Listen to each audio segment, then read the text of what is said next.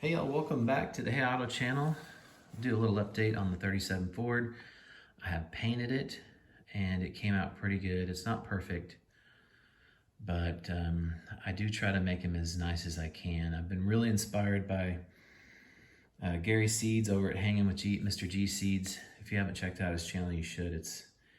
He is got many years of experience painting all kinds of cars and it really shows. And so I've been really trying to up my paint game thanks to Gary. So what we've done here is we've got Tamiya lacquer maroon with Tamiya clear lacquer. Where do I start with this? So I ran out of base coat.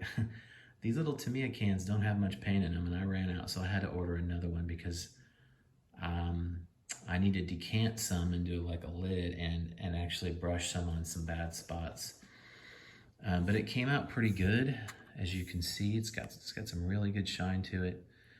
Some of my fingerprints are on there, sorry about that, but it looks really good when I get the fingerprints off. So I did the base coat, but I ran out of base coat. I'm waiting on another can to come. Maybe I should just order 2 cans of base coat every time. It was really hard to get this covered appropriately, so it took a lot of paint to get it covered. Then I had to do some repainting, etc. A couple of the issues I had is when I was color sanding it and rubbing it out, it got real thin around the door edges, so I'm gonna very carefully take that off and just decant some paint and just run a brush very carefully down that line, and those white lines should go away. I also sanded through right here on this Fender skirt. I think a little brush right there will make that go away. And around the deck lid too, and then down here low on the body. So nothing major. If that doesn't work and it looks terrible, I'll just repaint the body because I have some new, I have another can of base coat coming. Oh, there's a little spot on the fender skirt there too.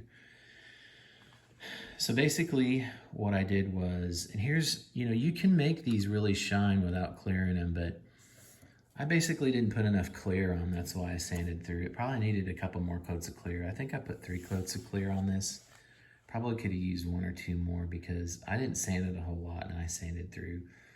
That's why I clear coat them. The clear coat helps give you a little bit of buffer zone before you actually sand through your paint into the primer. And I've done that a little bit. So you can get a good shine out of your base coat, but for me, clear just gives you that extra couple of layers that you can sand and won't sand through. So I use these things I got off eBay, and they have the grit written on them. I have some other ones without the grit, but then you forget what grit it is, and it's a mess. So I started with, let's see, what did I start with? I started with 30, I didn't start with 32. I started with 3,600, then I went to 4,000, then I went to 6,000, 8,000, and then 12,000 wet sanding. And once I did that and I got it all wet sanded, then I used 3M Perfected. Now, this is not the end all be all of polishes. This is just what I use because I've used it on real cars and it's really good stuff.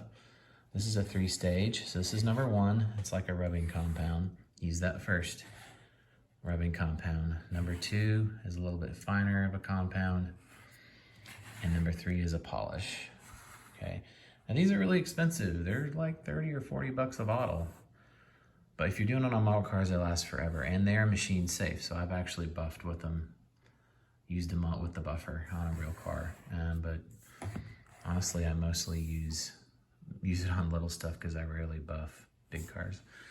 So that's what I did. I color sanded it up to 12,000, and then I polished it with 3M Perfected. And it's got a really good shine to it. In fact, let me just show you the difference. I did a before and after on the hood, and I'll insert that right here. All right, guys, here's the quick before shot of the hood. You can see some flaws. It's shiny, not bad, but you can see those flaws that need to be sanded out. And here's the after. Looking a lot shinier, a lot smoother, and polishing just kind of takes your paint to that next level. So as you can see, I mean, it was shiny before, right out of the paint can, it was decently shiny, but the deep, smooth shine that you get from color sanding or wet sanding and rubbing is can't be beat. So I went ahead and started gluing some parts on because the fender unit is pretty much done. It's just the body that may need some attention. So there's the 48 Ford bumper, put on the grill. I've actually painted this grill with the base coat and then kind of wiped off the excess. I wanted this actually to be completely the base color with just a chrome edge, but the paint is so thin, I would have had to put a lot of coats on it, and then I was worried about thinner or the rag actually taking the chrome off the piece, so I just kind of left it. I think it's okay. Just to show you what the engine looks like, I can't remember.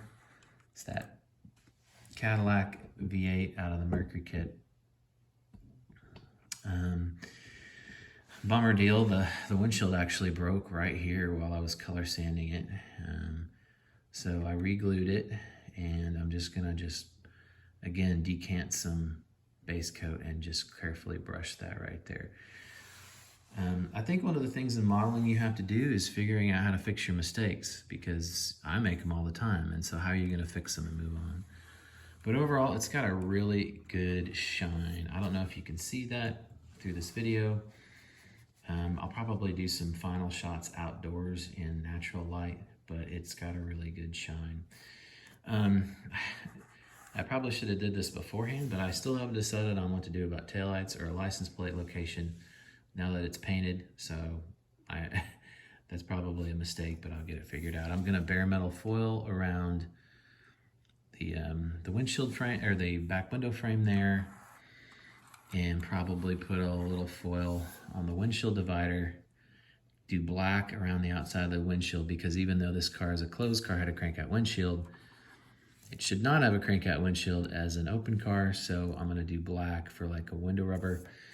And then I'm actually gonna use the 40 Ford convertible wiper blades, which are a lot smaller than 37s, and put them on the cowl like a true 37 open car. Because on the sedans, and they were up here above the windshield, so the windshield could crank out, but on the closed cars, they were on the cowl. I painted the interior kind of. This is a enamel, a tester's enamel that's actually textured, so I thought that was pretty cool. It has a texture to it. It kind of looks like mohair. That's the Lincoln front seat. It doesn't match the pleats in the back, but again, I think I'm gonna glue the top on. I need to paint the carpet probably a darker brown, as well as the bottom of the door panels. And per suggestion of Dennis Lacey, I deleted the 70s pull handles off the door panel that we all know and love from this kit. I need to do a little bit more detailed painting. As you can see, there's orange showing, and there's these kind of lips there for the window. I need to fix that. I don't have any more flat black or semi-gloss black, so I need to get that for the running boards. What else? I don't know, it's coming together pretty good. I really like it. I didn't know how this would turn out when I decided to build this car, but I'm loving it. I love these parts. Even if you decide that you want to build this kit as a sedan, but you use all these same parts, I think it would still turn out killer. And it really doesn't look half bad with the roof off either. If you didn't want to make this roof, you could still build it, you know, and not put the roof on. But the roof does make make it, if you ask me. So there it is. Oh, I'll probably, you know, if you know 37 hoods, this part around the outside edge is chrome, so I'll foil that as well. And it's gonna get all door handles and trunk lid hinges, and it's gonna get the stock hood ornament. So it's gonna be very, very, very chromy, I guess you would call it. But anyway, there it is. Thanks guys for watching. If you wouldn't mind subscribing and you know, leave a comment. I try to answer all the questions I get. I just appreciate y'all coming to the channel and giving me support. It keeps me building, and it keeps me excited about new builds and seeing y'all's builds too. I love seeing what you all are building. So take care. Have a good day.